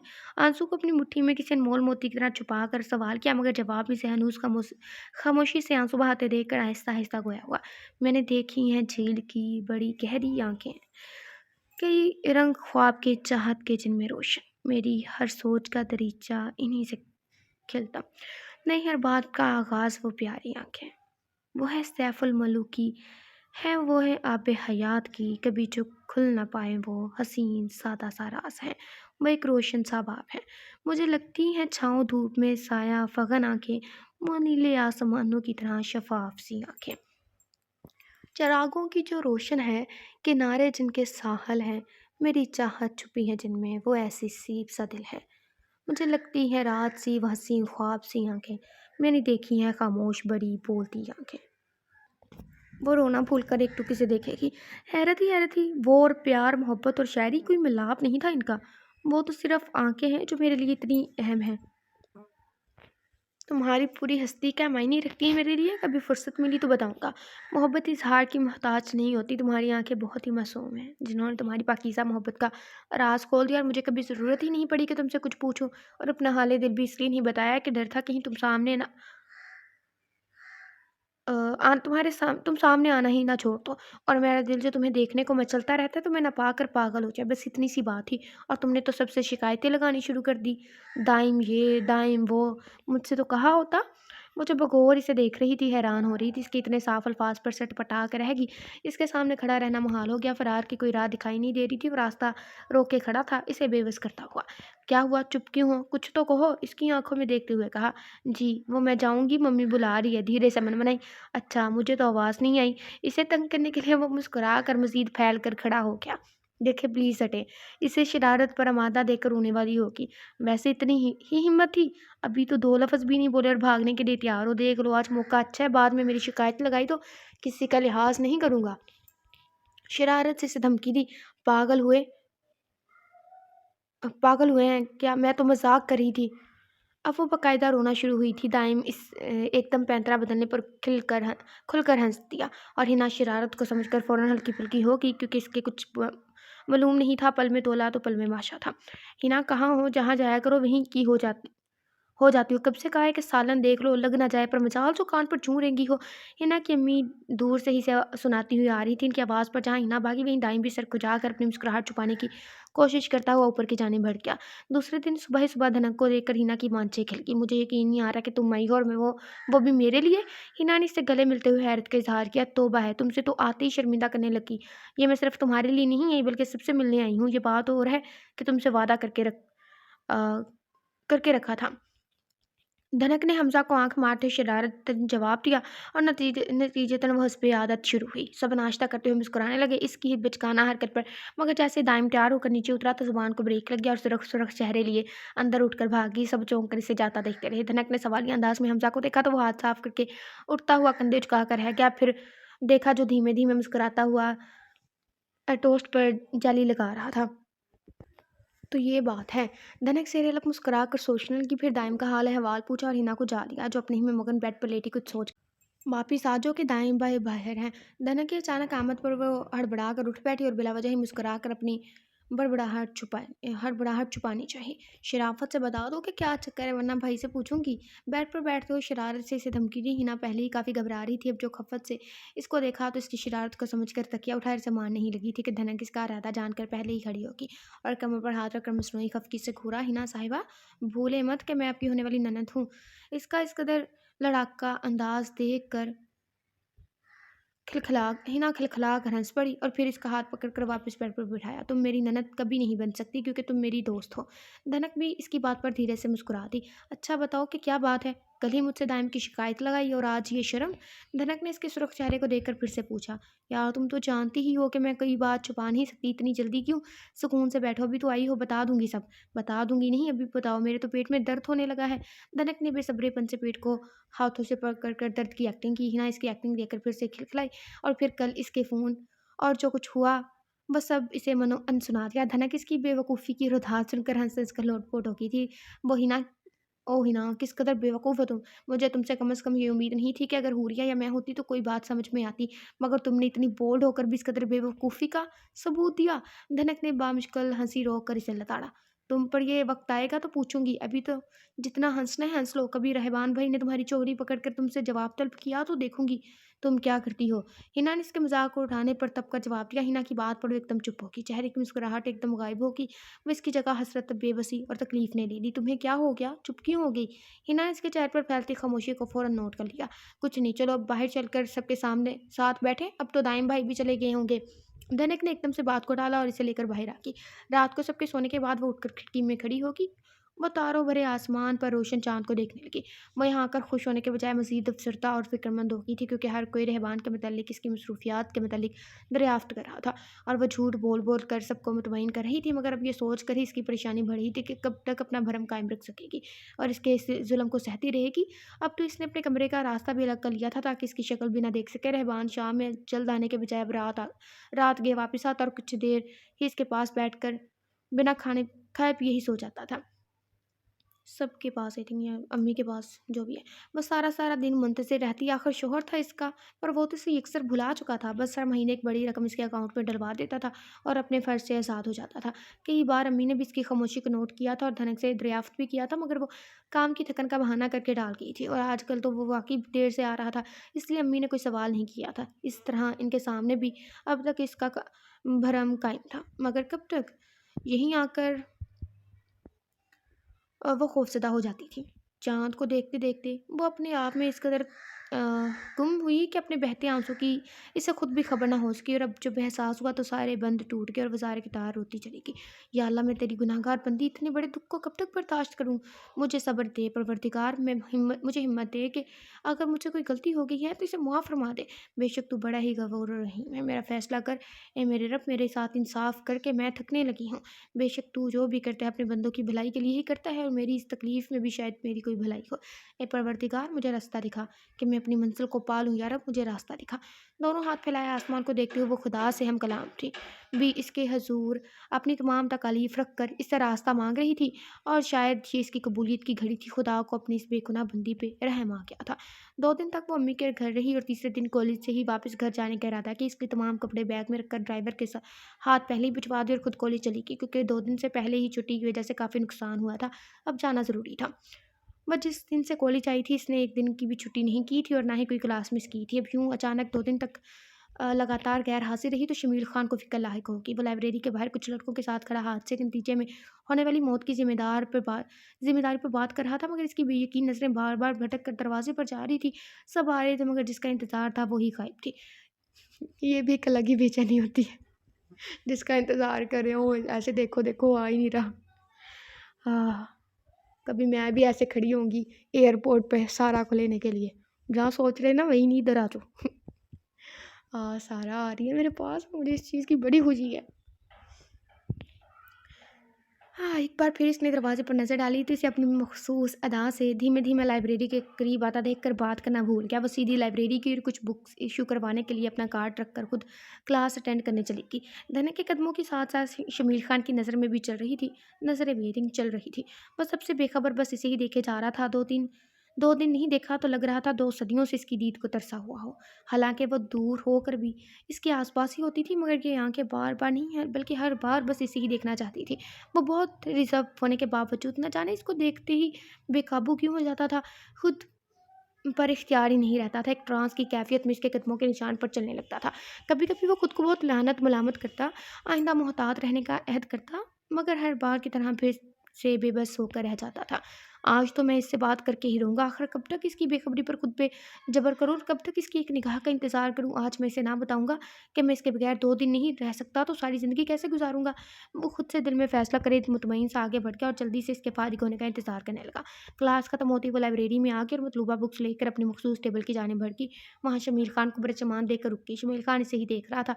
इसके रुकने पर कुर्सी खींचकर बैठने की दावत दी। शुक्रिया। धनक ने कुर्सी पर बैठकर अपना बैग और किताबें टेबल पर रखी और खामोशी से अपने मतलूबा पॉइंट्स नोट करने लगी। बस समझ गई थी कि शमील खान जानबूझकर यहाँ बैठा है, मगर वैसे उठा नहीं सकती थी, क्योंकि को एजुकेशन कॉलेज था और अक्सर लड़के और लड़कियां साथ ही बैठते। शमील खान कुछ देर तक इसे खामोशी से देखता रहा, जो तेज़ी से नोटबुक पर अहम पॉइंट्स उतार रही थी। "एक्सक्यूज़ मी मिस सनक, मुझे आपसे बात करनी है।" वो पेन रखकर इसकी तरफ मतवज्जा हुई, जो मुंतज़िर नज़रों से इसे ही देख रहा था। "सॉरी आपको डिस्टर्ब किया, क्योंकि मेरा बात करना ज़रूरी था, इसलिए।" वो माज़रत करता वज़ाहत देते-देते एकदम से ख़ामोश होकर इसके उलझे-उलझे चेहरे को देखने लगा, जहाँ संजीदगी के साथ-साथ कई सवाल-जवाब के मुंतज़िर थे। वह इसके कहे बिना ही तमाम सवाल बाखूबी पढ़ चुका था। "मैं जानता हूँ कि आप क्या सोच रही हैं, और कोशिश करूँगा कि अपनी बात के साथ-साथ आपके तमाम सवालों के जवाब भी अभी दे अब भी दे दूँ।" बस संजीदगी से ठहरे-ठहरे लहजे अंदाज़ में इसकी उलझन दूर करने की कोशिश करने लगा, साथ अपनी बात का भी आगाज़ किया। "मैं आपके लिए बहुत अजनबी ना सही, पर आशना भी नहीं हूँ। आप मुझे इतना ही जानती हैं जितना यहाँ पढ़ने वाले बाकी स्टूडेंट के बारे में जानती हैं।" वो बात करते-करते रुका और इसके चेहरे पर एक नज़र डाल के फिर से अपनी बात शुरू की। "यानी मेरा मतलब है कि मैं किसी भी हवाले से आपके लिए अहम नहीं हूँ, पर आप हवाले से मेरे लिए बहुत अहम रही हैं। और अब नहीं, पिछले 1 साल से, जब आपने इस कॉलेज में कदम रखा था, और वो पहला कदम इस कॉलेज की ज़मीन के साथ-साथ मेरी सोचों, मेरे ख़्यालों पर भी रखा था।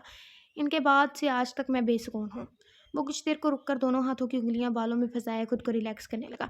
"मैं बहुत साफ़-गो हूँ, हर बात में और हर किसी के लिए बहुत फ़ेयर, हर रिश्ते के लिए बहुत फ़ेयर, हत्ता कि अपने साथ भी इंसाफ़ का अ, मुत मुतकाज़ा मुतकीज़ी या आई थिंक मुतकाज़ा शायद आएगा, बट मैं देखती हूँ। मुतकाज़ी, ओके, मुतकाज़ी हूँ। अपने साथ नाइंसाफ़ी किसी तरह भी बर्दाश्त नहीं करूँगा, इसलिए दूसरे के लिए भी इंसाफ़ को ही पसंद करता हूँ, और सबको अपनी मर्ज़ी के मुताबिक फ़ैसला करने का हक़ देना ज़रूर समझता हूँ ज़रूरी। वो इसकी बेसरोपा बातों में भी खामोशी से इसे सुन रही थी। "धनक, मैं आपको पसंद करता हूँ और आपको प्रपोज़ करना चाहता हूँ। प्लीज़ मुझे मायूस मत कीजिएगा। मैं बहुत सोच समझ कर आज आपके सामने बैठा हूँ, और अपनी सोच, अपना दिल खोल कर आपके सामने रख दिया है। आप जिस तरह चाहे अपनी तसल्ली कर सकती हैं, मुझे आज़मा सकती हैं। मैं आपकी हर आज़माइश पर इंशाअल्लाह पूरा उतरूँगा, लेकिन प्लीज़ मुझे इनकार मत कीजिएगा।" वो गुमसुम सी बैठी थी, इसके सर पर तो गोया बम ब्लास्ट हो गया था। हक्का-बक्का इसे देखे जा रही थी, जो अपनी ही कहे जा रहा था। "आर यू ओके धनक?" इसे सकते में आता देखकर परेशान हो गया, और तेज़ी से सफ़ेद पड़ती धनक रंगत इसे और हवास बाख्ता कर रही थी। इसने जल्दी से घबरा कर इसके हाथ को छुआ, तो वो करंट खाकर पीछे हटी, और जल्दी-जल्दी अपनी किताबें और बैग उठाकर बाहर निकलती चली गई। वो हैरत-ज़दा सा इसे जाता हुआ देखता रहा, फिर भी सांस खींचकर कुर्सी की पुश्त से सर टिकाकर आँखें मूंद गया। वो पहले ही तैयार हो गया था इसके हर किस्म के रद्द-ए-अमल के लिए, क्योंकि वो जानता था कि धनक आम लड़कियों से बहुत मुख्तलिफ है, इसलिए कोई भी फ़ैसला करने में जल्दबाज़ी नहीं करेगी, और ना ही एकतरफ़ा होकर सोचेगी। मगर इन सब बातों के बावजूद भी न जाने क्यों इसकी खामोशी से चले जाने पर वो थोड़ा परेशान हो गया था, और धनक के जाने के बाद खुद भी घर आ गया। घर में शहरीना और बख्त शमील की शादी के हंगामे अरूज पर थे। बख्त शील था आई थिंक, या शमील, जो भी है, इसका नाम भी शमील है। ये कैसा सिलसिला है? मरियम अपनी फैमिली के साथ कराची आई हुई थी, और अपने बाप के घर ही से अपनी इकलौती बेटी शहरीना को रुखसत करना चाहती थी, और फिर शहबाज खान और उनकी बीवी भी यही चाहते थे। इनकी अपनी तो कोई बेटी नहीं थी जिसे रुखसत करके वो दिल का अरमान निकालते। एक बेटा ही था शमील, जो बहुत रिजर्व सा था, कम ही किसी से बात करता था, जबकि फातिमा और शहबाज चाहते थे वो खूब बोले, ताकि इस घर में भी रौनक की किरण चमके। मगर वे ये सब सोच सकते थे, इसे कह नहीं सकते थे, क्योंकि अपने बेटी की आदत से वाकिफ़ थे। शहरीना और शेरगुल के आने से घर में हर वक्त एक हलचल रहने लगी थी, और अपने साथ वो दोनों सबको भगाते दौड़ाते रहते। मरियम कई बार शहरीना को डांट चुकी थी, और आराम से दुल्हनों की तरह बैठने को कहती, मगर वो एक कान से सुनती और दूसरे से निकाल देती, ये कह कर कि ये कोई सन 1970 की शादी नहीं, और ना ही मैं कोई बापर्दा लड़की, बल्कि ये नए दौर की नई नस्ल की शादी है, इसलिए कोई रोक टोक नहीं चलेगी। और इसके हर बार के एक ही ऐलान पर सभी मुस्कुरा कर खामोश हो जाते थे, सवाए मरियम के, जिसे टोकने से बाज नहीं आती थी। इस वक्त भी वो खूब ज़ोरों शोरों से ढोल बजाकर गाना गा रही थी, और शेरगुल इसके बोलों पर भंगड़ा डालने में मगन था, जबकि घर के सारे नौकर शहरीना के हुक्म पर सर झुकाए बैठे ताली बजा रहे थे। "शहरीना, ये क्या शोर मचाया हुआ है, और ये तुम खुद ही ढोलकी पर गाना गाने लगी हो? माइयों में सिर्फ एक दिन रह गया है, कुछ शर्म करो।" मरियम ने आते ही से लताड़ा। हाँ, बाहर हुए, चाहे जैसी मर्ज़ी हो, अगर देसी माँ है ना, उन्होंने कहना ही कहना है। आप जहाँ पे मर्ज़ी चले जाएँ, और अगर माशरा है देसी, उन्होंने तो पक्का ही कहना है, उन्होंने कहना नहीं है। माएँ तो चलो ऐसे बोलती हैं ना, वो तो तंज़ करते हैं, तंज़, वो दुल्हन खुद बजा डांस करिए, ये वो पता नहीं क्या-क्या। मरियम ने आते ही से लताड़ा, मगर वो भी एक थी शर्मिंदा होना, तो इसने सीखा ही नहीं था। "हाँ, तो इसलिए तो खुद ही गाने गा रही हूँ, ताकि शादी का घर लगे, यहाँ तो किसी को कोई एहसास ही नहीं है।" इसके मुंह बनाकर नाराज़गी से कहने पर मरियम के साथ साथ वहाँ मौजूद तमाम नफूस के चेहरों पर मुस्कुराहट दौड़ गई। "चंदा, तुम तो जानती ही हो कि इस घर में अफराद कितने हैं। शमील कॉलेज से थका हारा आया तो आते ही सो गया, और रह गया शेरगुल, तो वो हर तरीके से तुम्हारा साथ दे रहा है, और बाकी रह गए घर के बुजुर्ग, तो वो भी इस उम्र में नाचने गाने से तो रहे।" मरियम ने इसके बराबर बैठते हुए इसे समझाया। "आप सबका तो ठीक है, मगर ये शमील किस गम में अलमा पड़ा हुआ پڑا ہو رہا ہے، اسے تو میں بھی بتاتی ہوں، اس نے غصے سے کھڑے ہوتے ہوئے کہا، اور مریم کی آوازیں دینے کے باوجود کڑے تیوروں سے اس کے کمرے میں پہنچ گئی اور آتے ہی کمرے کی تمام لائٹس آن کرتی ہے۔ اچانک روشنی کے احساس سے وہ آنکھیں کھول کر دیکھنے لگا، مگر پھر لائٹ آنکھوں میں چپنے لگی تو وہ دوبارہ آنکھیں بند کر کے اٹھ کے بیٹھ گیا۔ کیا بیٹھے بیٹھے سونے کا ارادہ ہے؟ آنکھیں کھولو اور بستر چھوڑو۔ شہرینا نے غصے سے چادر دور پھینکتے حکم دیا۔ کیا یار، آدھی رات کو جگا کر بیٹھ گئی ہو؟ ایسی کون سی آفت آ گئی ہے؟ اس کے چادر کھینچنے پر وہ جھنجھلا اٹھا۔ کیا آدھی رات؟ ذرا گھڑی دیکھو، رات کے 9 بجنے والے ہیں اور تم جب سے آئے ہو تب سے سو رہے ہو۔ جانے کون سے گھوڑے بیچ کر آئے ہو جو نیند ختم ہی نہیں ہو رہی۔ اتنا بھی احساس نہیں کہ تمہاری اکلوتی بہن کی شادی ہے، کوئی جشن ناسی ہلکا ہلکا گانا بجانا ہی ہو جائے۔ اب وہ پوری طرح سے جاگ گیا تھا اور اس کے سامنے ہنستے ہوئے دونوں کان پکڑ کر کھڑا ہو گیا۔ سوری سسٹر، مجھے بالکل بھی یاد نہیں رہا کہ کل مایوں ہے، ورنہ ضرور تمہارے ساتھ جشن مناتا، پر میرے بس کا کام نہیں ہے، تم تو جانتی ہو یہ شوق نہیں ہے۔ اس کی معذرت کو دیکھ کر وہ کچھ ہلکی پھلکی ہوئی، مگر اتنی جلدی جان کیسے چھوڑتی، اس لیے نیچے آ کر اپنے ساتھ بٹھا کر تالیاں بجانے پر مجبور کر دیا۔ ناچار اسے بھی شامل ہونا ہی پڑا اور تقریباً رات 2 بجے تک یہی شور بھرپا رہا، اور تب بھی جان بخشی کی کوئی اثار نہ دیکھ کر اسے معذرت کر کے کھڑا ہونا ہی پڑا، کیونکہ کل کالج بھی جانا تھا۔ دوسرے دن کالج پہنچتے ہی دھنک کو جا لیا، جو حسب معمول لائبریری میں بیٹھی تو اسے دیکھ کر کتابیں سمیٹنے لگی تھی۔ دھنک، تم ایسے نہیں جا سکتی، تمہیں میری بات کا جواب دینا ہی ہوگا۔ آپ سے تم کا رستہ طے کر کے اس کا راستہ روکا۔ شمیل خان آپ کی بات کا جواب دینا ضروری نہیں سمجھتی، اس کی آنکھوں میں دیکھتے ہوئے اعتماد سے کہا اور سائڈ سے نکلنے لگی، مگر شمیل کے سامنے آنے پر اسے رکنا پڑا، جو نہایت سنجیدگی سے دیکھ رہا تھا۔ میری زندگی داؤ پر لگی ہے اور تم کہتی ہو کہ ضروری نہیں سمجھتی؟ محبت کرتا ہوں میں تم سے، اور یہ محبت آخری حدوں کو پہنچ چکی ہے جہاں سے واپسی کا کوئی راستہ نہیں ہے۔ شمیل کے اتنے صاف الفاظ پر اس نے گھبرا کر ادھر ادھر دیکھا اور شکر ادا کیا کہ اس وقت لائبریری خالی تھی۔ پھر شمیل کی جانب متوجہ ہوئی، جو سرخ چہرہ لیے اسے ہی دیکھ رہا تھا۔ آپ کو واپس پلٹنا ہی ہوگا کیونکہ میں شادی شدہ ہوں۔ اس کی اتنے غیر متوقع انکشاف پر وہ پورا کا پورا دہل کر رہ گیا اور آنکھیں ضبط کی شدت سے انگارہ ہوگی، لفظ بھی ادا ہونا محال ہو گیا۔ بامشکل اس کو جانے کا راستہ دیا، پھر لمبے لمبے ڈگمگتا گاڑی تک پہنچا اور تیزی سے ریورس کر کے باہر نکل گیا۔ دھنک باہر کھڑی اس کی ایک ایک حرکت کو دیکھ رہی تھی، اتنی تیزی سے گاڑی ریورس کرتے دیکھ کر دل تھام کر رہ گئی۔ نہ جانے کیوں لگ رہا تھا کہ آج کچھ ہونے والا ہے۔ دل زیادہ گھبرانے لگا تو وہ گھر واپس آ گئی۔ اسے رہ رہ کر افسوس ہو رہا تھا کہ اس کی وجہ سے شمیل جیسے مضبوط انسان کا دل دکھا ہے۔ وہ شروع سے جانتی تھی کہ وہ اسے دیکھتا رہتا ہے اور اسی وجہ سے وہ اور ریزرو ہو کر رہتی تھی۔ اس کی چھٹی حس نے پہلے سے آگاہ کر دیا تھا، مگر اس کے اتنے سخت رویے کے باوجود بھی وہ اپنی بات کہہ جائے گا، اس کا اسے گمان نہیں تھا۔ اور آج تو اس کی شکل بار بار نظروں میں آ رہی تھی، اس کی آنکھوں میں کسی قدر درد ٹھہر گیا تھا۔ وہ مضطرب سی گھر میں ادھر سے ادھر ٹہل رہی تھی، دروازے پر بیل کی آواز پر ایک دم سے ڈر گئی۔ انٹرکام پر آنے والے کا پوچھنا چاہا، لیکن رہبان کی دھار پر ایک دم سے چپ ہوئی۔ انٹرکام رکھ کر جلدی سے دروازہ کھولنے، بابا آج چھٹی پر تھے، طبیعت کی خرابی کی وجہ سے کل بھی دوپہر میں ہی چلے گئے تھے۔ کیا سارا دن سوتی رہتی ہو؟ کب سے بیل بجا رہا ہوں۔ دروازہ کھولتی اس کی جھاڑ پر جواب دینے ہی لگی کہ گاڑی میں ایک چربی لڑکی کو بیٹھا دیکھ کر خاموش ہوگی، جو مسکراتی نظروں سے صحیح دیکھ رہی تھی۔ وہ واپس جا کر گاڑی میں بیٹھا اور اسے اندر لا کر کھڑا کیا، پھر اس لڑکی کو لے کر آگے بڑھ گیا۔ دھنک اس قدر لا تعلقی اور اہانت پر آنسو صاف کرتی خود بھی اندر کی جانب بڑھ گئی۔ آج ویسے بھی دل رونے کو چاہ رہا تھا، گلا خراب ہو رہا ہے، بس بہانہ چاہیے تھا آنسو کو باہر نکلنے کا۔ اور وہ اپنے کمرے میں آئی تو وہاں امی، رہبان اور وہ اجنبی لڑکی پہلے سے موجود تھے۔ امی کسی بات پر غصے سے کپکپا رہی تھی۔ امی پلیز ریلیکس، دنیا کے کتنے مرد دوسری شادی کرتے ہیں، میں نے بھی کر لی تو کون سی قیامت آ گئی۔ رہبان کے الفاظ سن کر وہ چکرا کر رہ گئی۔ یہ کیا کہہ رہا تھا وہ؟ کیا کمی تھی دھنک میں جو اس لڑکی کو لے کر آئے ہو؟ تمہاری پسند سے ہی میں نے دھنک سے تمہاری شادی کی تھی، کیا قصور تھا اس بچی کا جو اس پر سوتن لے آئے ہو؟ بہت دن سے میں تمہارے رنگ ڈھنگ دیکھ رہی تھی، مگر خاموش رہی، یہ سوچ کر کہ کچھ بھی کرنے سے پہلے اپنی ماں سے ضرور پوچھو گے، مگر تم نے آج میرا سر جھکا دیا، اپنے ساتھ ساتھ مجھے بھی اس معصوم بچی کا گنہگار بنا دیا۔ امی کا اتنا شدید ردعمل دیکھ کر وہ ایک لمحے کو گڑبڑا گیا، جبکہ وہ لڑکی سکون سے کمرے کا جائزہ لے رہی تھی۔ امی پلیز یہاں بیٹھے، اس نے ہاتھ پکڑ کر انہیں بٹھانا چاہا، مگر وہ اور زیادہ چراغ پاؤ ہوئی۔ دور ہو جاؤ میری نظروں سے، تم نے آج میرا مان توڑ دیا، میری لاکھوں کی عزت کو ایک دوسری عورت کی خاطر 2 کوڑی کا کر کے رکھ دیا۔ کیا جواب دوں گی میں دھنک کے گھر والوں کو کہ یہ بھی میری تربیت؟ چلے جاؤ یہاں سے، دفع ہو جاؤ میری نظروں کے سامنے سے۔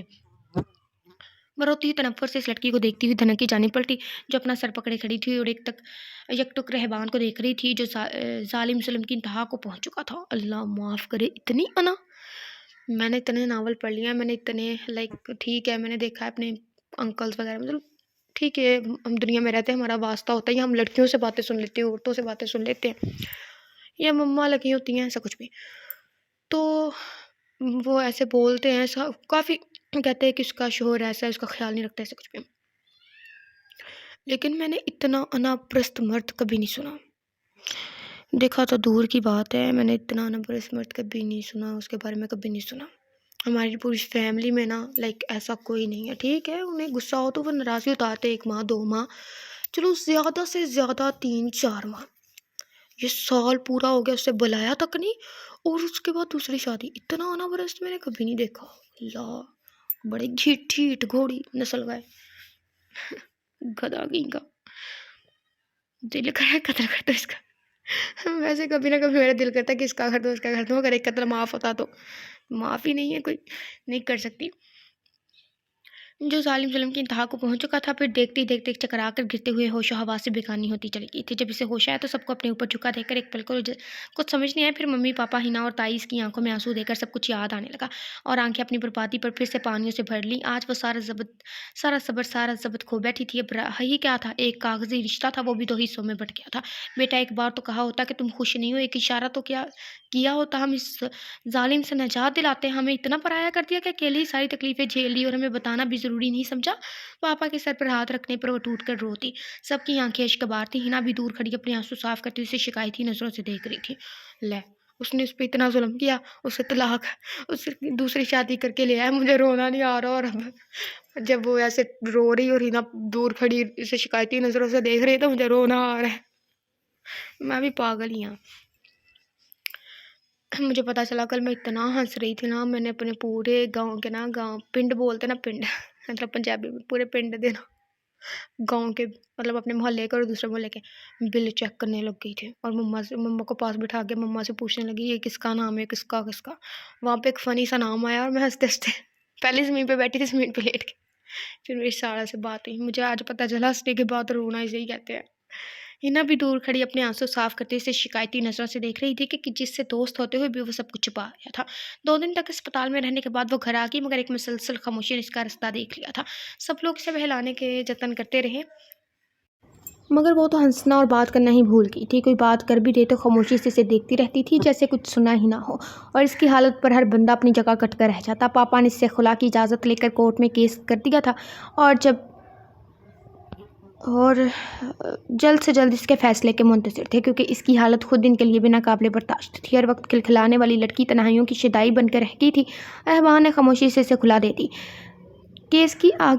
کیس کی آگے بڑھانے کی کوشش کرنا اس کے لیے ہی نقصان تھا، اس لیے خلا کا نوٹس ملتے ہی دوسرے دن فیصلہ کر دیا. خلا کے بعد وہ اور زیادہ گہری سوچوں میں گم ہو کر بستر سے لگ گئی تھی. خلا کو 6 ماہ کا عرصہ گزر چکا تھا. اپنی اکلوتی بیٹی کی حالت دیکھ کر گھنٹوں آنسو بہاتی رہی تھی. سب نے اسے ہر طریقے سے بہلانے کی کوشش کر کے دیکھ لی تھی، مگر سب ہی ناکام رہے تھے. آخر تھک ہار کر پاپا نے اسے بلا کر اس کی پڑھائی کا احساس دلایا تو اس نے انکار کر دیا آگے پڑھنے سے. لیکن پاپا کے سمجھانے پر اسے مان نہیں پڑا، اور پھر سے کتابیں اٹھا کر اپنی پڑھائی کی طرف مکمل توجہ دینے کا طے کر لیا.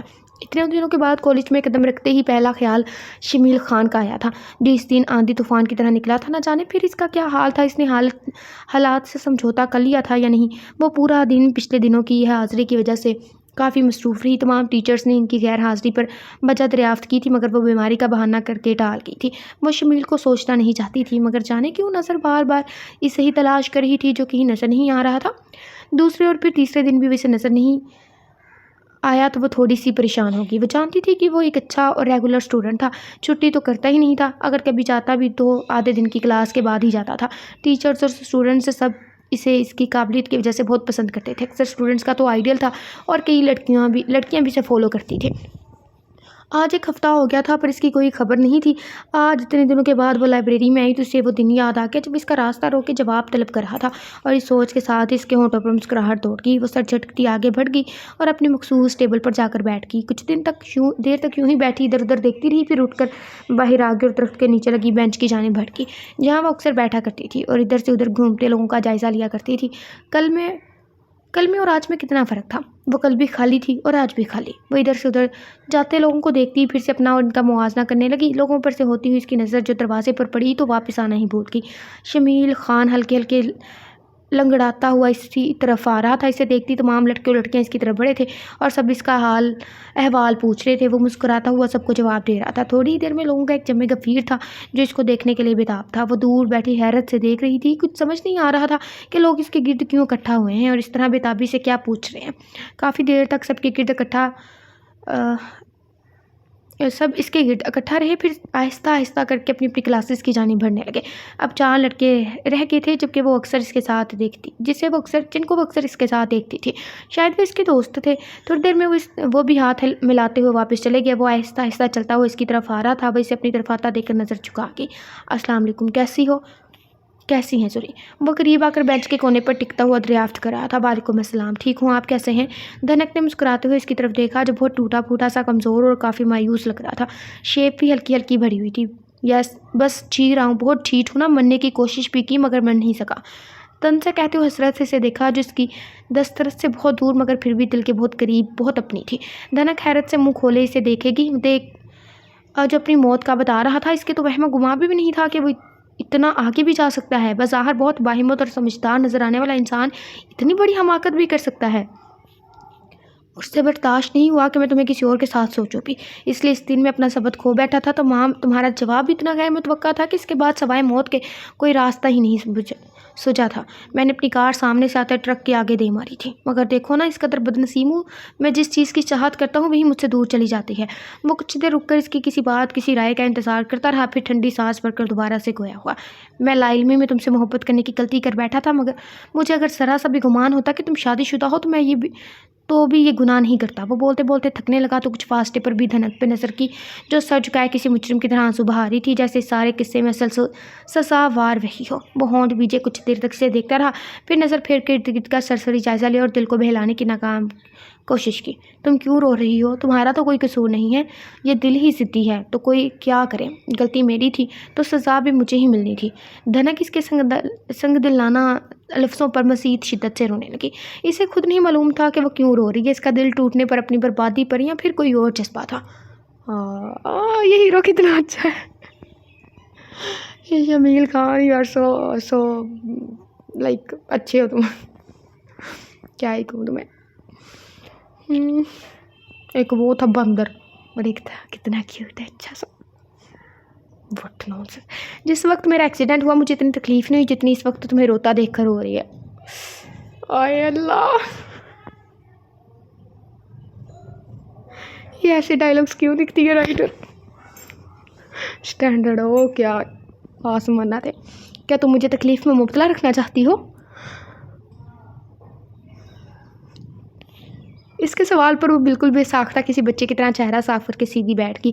اس کی اس بے ساختہ حرکت پر شمیل خان کا کہکا اتنی مایوسی اور بے بسی میں بھی اس کے دل کے تار چھیڑ گیا۔ دھنک اس کے کہکے کا مطلب سمجھ کر شرمندگی سے سرخ پڑتا چہرہ موڑ گئی۔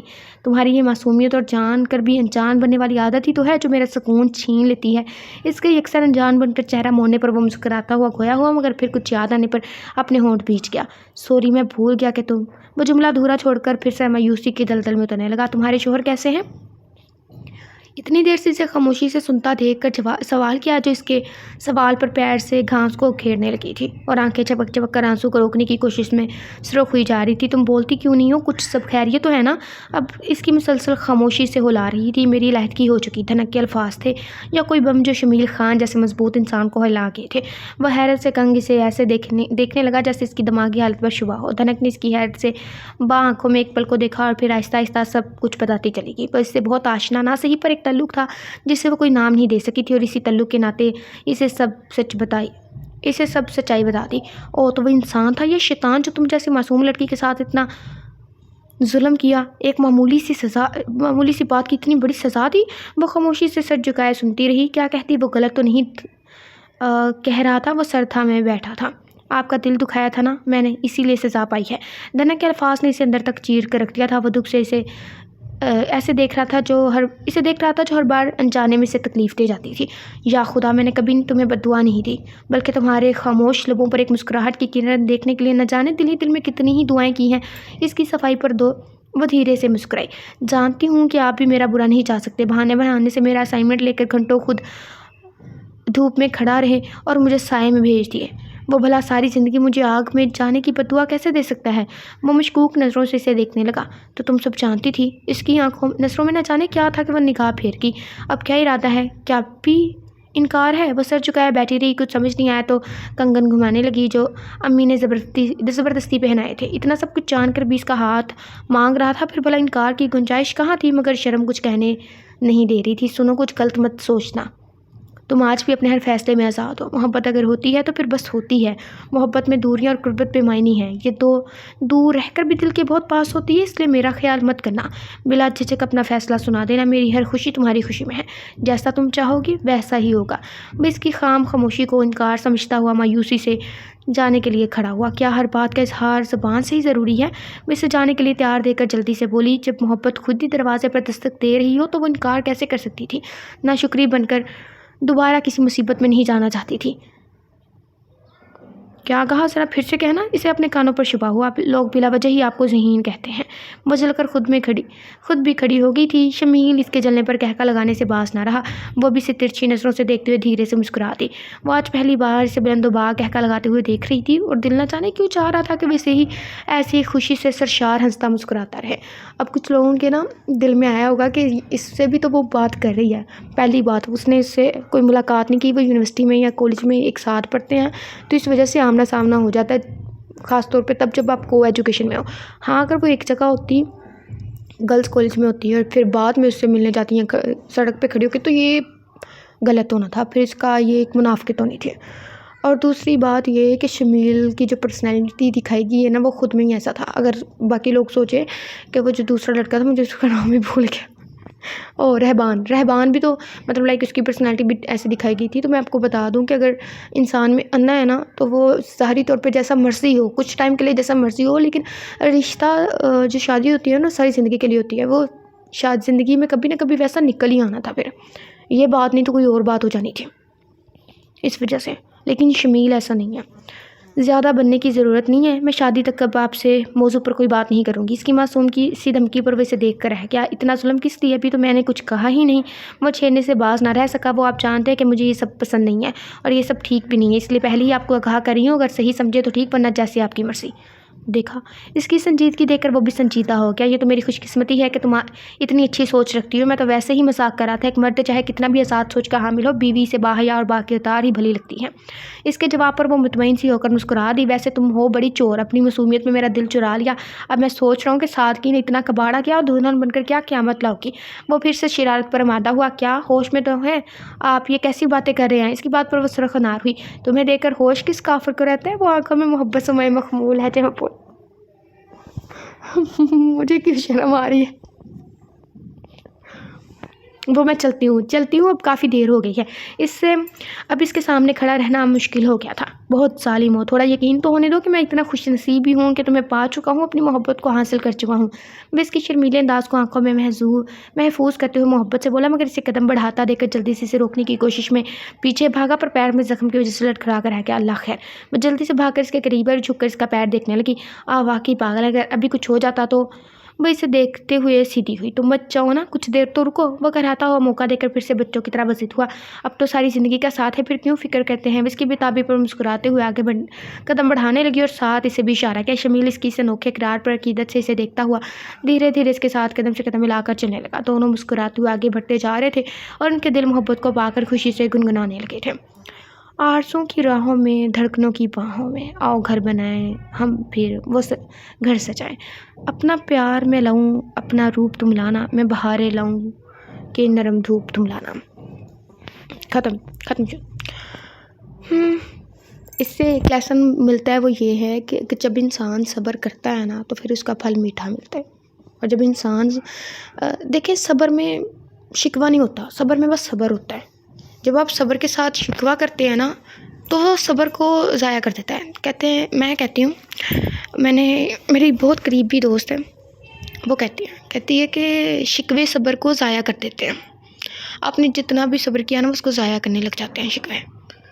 صبر جب ہوتا ہے نا تو بس پھر سر خم کرو اور ہو جاتا ہے. اس میں یہ نہیں کہ کیوں, کیسے, کب تک ٹھیک ہوگا, ایسا کچھ بھی نہیں. بس اللہ پہ چھوڑ دو. ہاں, آپ اللہ تعالیٰ سے بات کر سکتے ہیں. بات اور شکوے میں بہت فرق ہوتا ہے. ٹھیک ہے, آپ انہیں اپنی حالت بتا سکتے ہیں, اللہ کو اپنی حالت بتا سکتے ہیں. اگر آپ تھک رہے ہیں تو اس کو وہ بتا سکتے ہیں کہ آپ تھک رہے ہیں. بس شکوے میں اور بات میں ڈفرینس ہوتا ہے. تو اس میں یہ تھا کہ اگر آپ صبر کریں نا تو وہ دو سبق تھے اس میں, ایک صبر کا اور دوسرا یہ کہ اللہ تعالیٰ جو کرتا ہے نا وہ اچھے کے لیے کرتا ہے ہمیشہ. اگر آپ بری راہ پہ ہیں یا اچھی راہ پہ, جو بھی, اگر آپ کو ٹھوکر بھی لگ رہی ہے نا اس میں بھی کوئی مصلحت ہے. ہمارا مائنڈ نا، جو انسانی فطرت ہے وہ ہمیشہ نیگیٹو کی طرف جاتا ہے. اب ہمیشہ پازیٹیو سوچا کریں، ٹھیک ہے. وہ ایک فطری سا عمل ہے میرے خیال میں. یہ نیچرلی ہے کہ انسان کا مائنڈ ہمیشہ زیادہ تر سب سے پہلے نا نیگیٹو کی طرف جاتا ہے. اللہ تعالیٰ کا بہت کرم ہے کہ میں زیادہ تر پہلے پازیٹیو سوچتی ہوں. تو آپ پہلے پازیٹیو سوچا کریں، ٹھیک ہے. نیگیٹو کو دور ہی کرتے ہیں خود سے. فی امان اللہ. اپنا بہت سارا خیال رکھیے گا. ناول کا بتائیے گا کہ ناول آپ کو کیسا لگا. مجھے تو بہت خوبصورت اور ڈیسنٹ سا لگا ہے. آپ بتائیے گا آپ کو کیسا لگا.